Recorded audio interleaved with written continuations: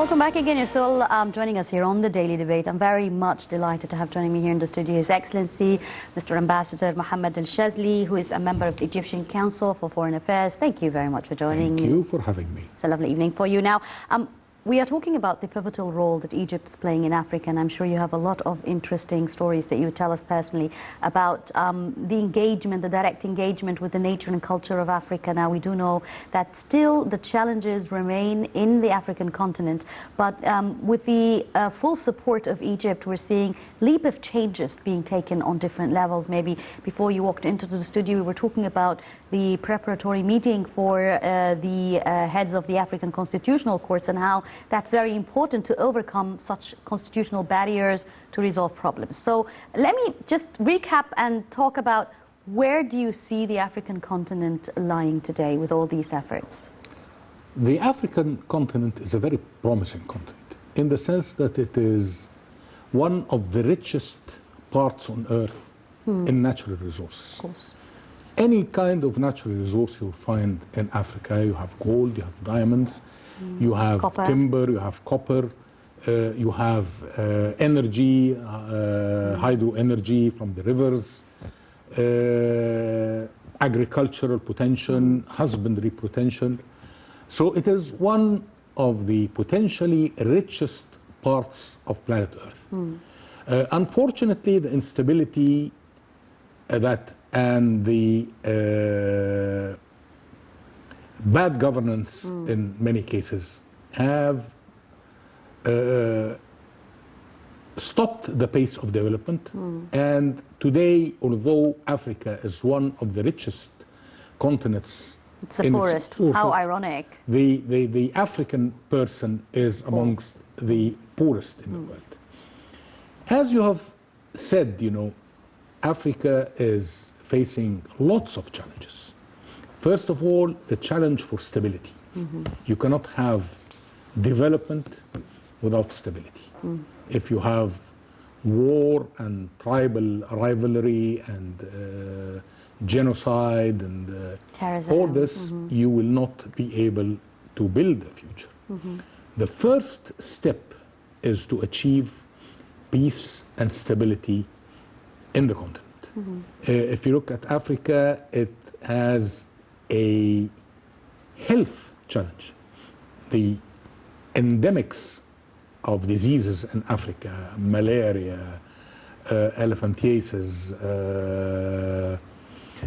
river fever, blindness, AIDS, all of this is a tremendous challenge. It has depleted the continent of the flower of its youth. You have illiteracy and the educational challenge.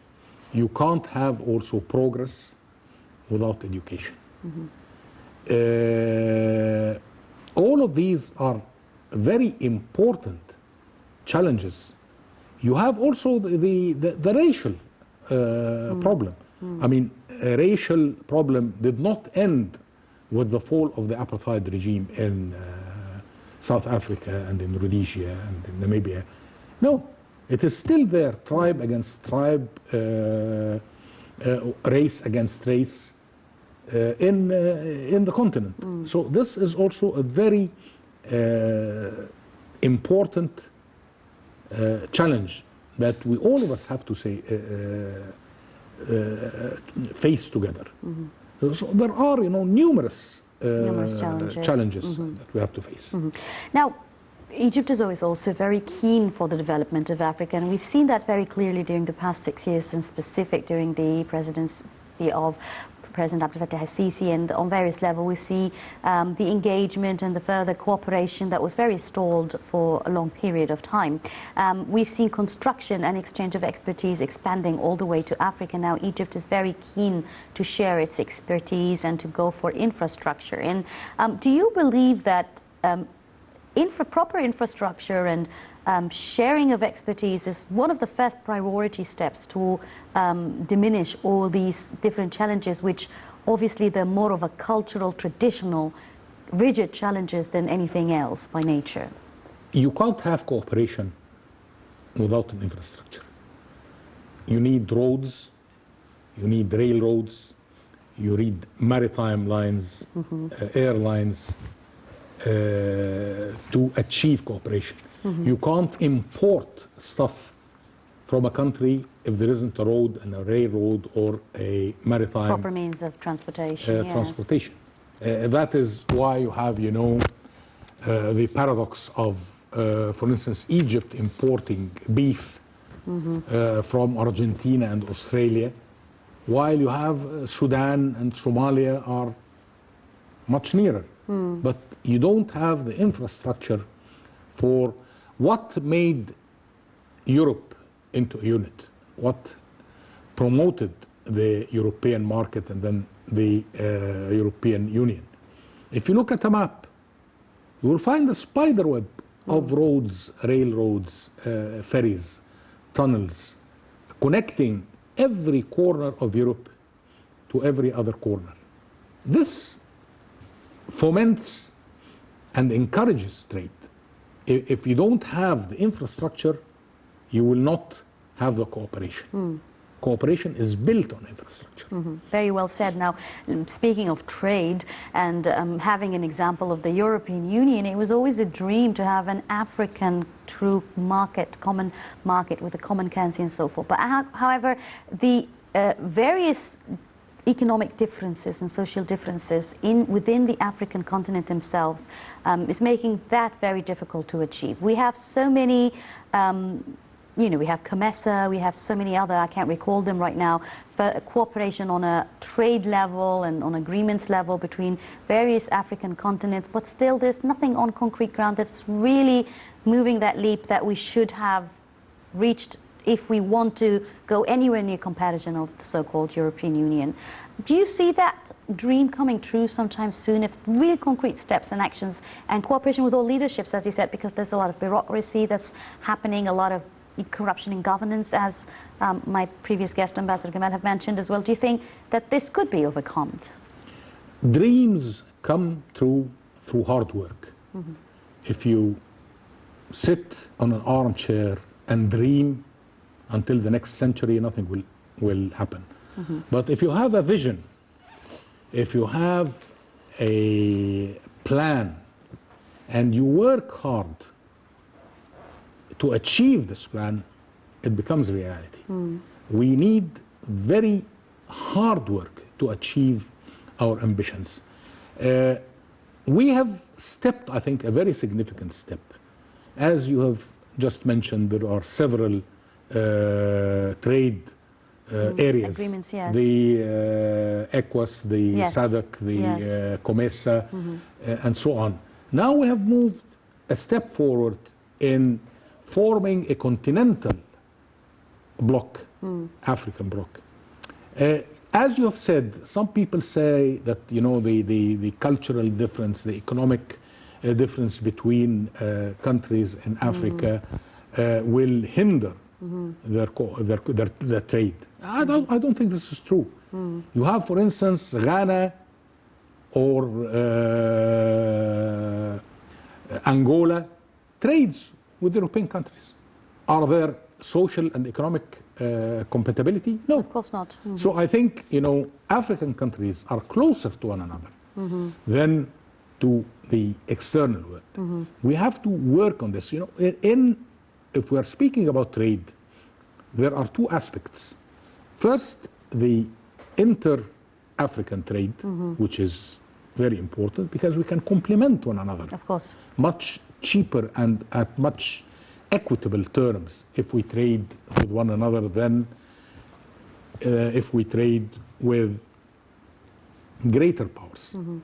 And then there is the problem of African trade with the rest of the world, say Europe and the United States, for instance. There are tremendous non-tariff obstacles against African and in general third world countries to enter the European market. If we form a bloc together, which will have its weight on the international arena and in the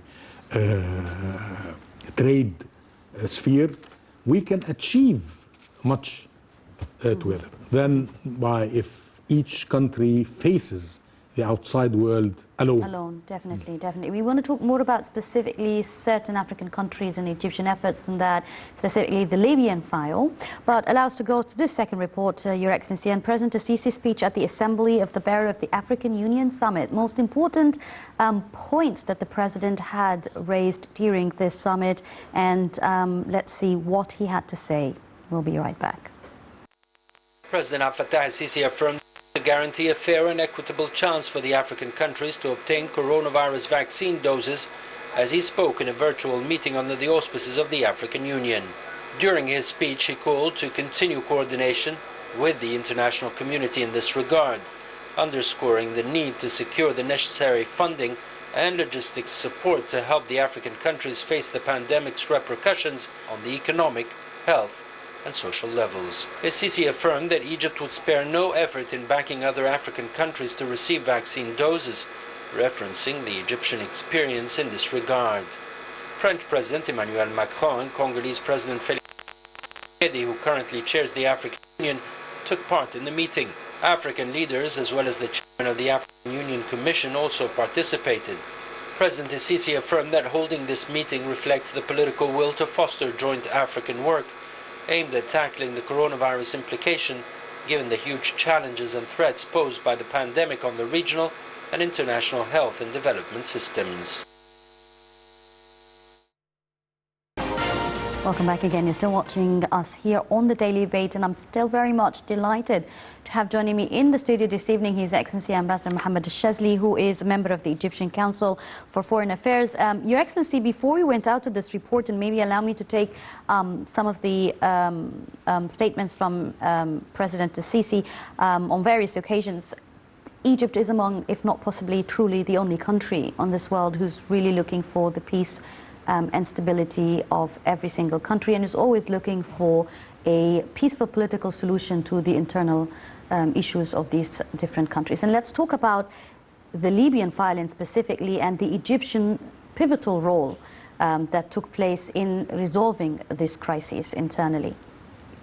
I think the Egyptian role is very clear since we hosted the leaders of the Libya and reconciled their points of view in order to achieve what has, I don't think we can say achieved completely now, but what we have stepped forward to achieve. Now there are leaders who are being elected and there is a consensus on them to play the role in leading Libya out of this quagmire. Unfortunately, we have heard lately that there are some reactions, there have been some violence there, but this is expected. You know, those who have stakes there to destabilize Libya, to destabilize Egypt, to gain a foothold in the area, are not going to give up easily. But I think with determination, with goodwill between those who are working hard to stabilize the situation in Libya, I think we will prevail.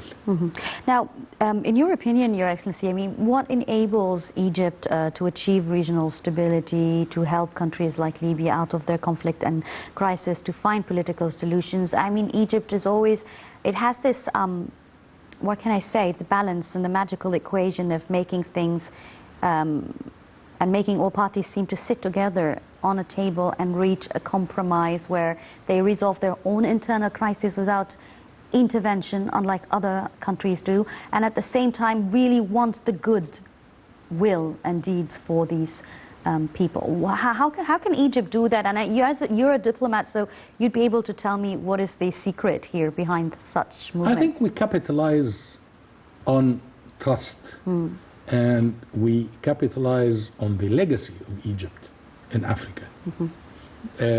Egypt has been the vanguard of the decolonization movement of Africa. in the 1950s, I mean, there were, I think, 2 or 3 independent countries in Africa. The rest were colonies. Egypt spearheaded the struggle for the independence of Africa, the decolonization of Africa. And then Egypt spearheaded the struggle against the racist apartheid regime in Africa. After the withdrawal of the colonial powers, the economies and the infrastructures of the African countries was very weak. Through Egypt's help, we've had the Al Nasr Import and Export Company, which helped the African countries with their trade, not only with Egypt, but with the external world in general. We had our contracting companies that have built most of the infrastructure in post-colonial Africa. These are, factors that give trust and credence to Egypt. We do not profit from our struggles in Africa. Indeed, we have spent much of our resources in liberating the whole African yes. country. And maybe was one of the reasons also why Egypt is a very important pillar and is the gateway to Africa. And from here, allow me to reflect back a little bit on President Sisi's speech during the G20 summit back in Germany in 2019, where he had specifically stated that the development of Africa is actually a very important impact on the Mediterranean region as a whole. From here, we can say that Egypt's position and image in front of the world is very different, but not only that, but with Egypt, very successful presidency of the African Union and the changes that has been done and the diplomatic relations that Egypt has extended with the rest of the world makes Africa as a continent at a much more different position in front of the eyes of Western countries. How is that also being seen from your perspective? Indeed, I think that the presidency of Egypt of the African Union was a milestone in the history of the African Union. What has been achieved, the silencing of the guns yes, of scheme, course, and then the rebuilding of the countries destroyed by civil war and strife in Africa. And this is what, as I said before, this is the cornerstone of development. You cannot have development with instability.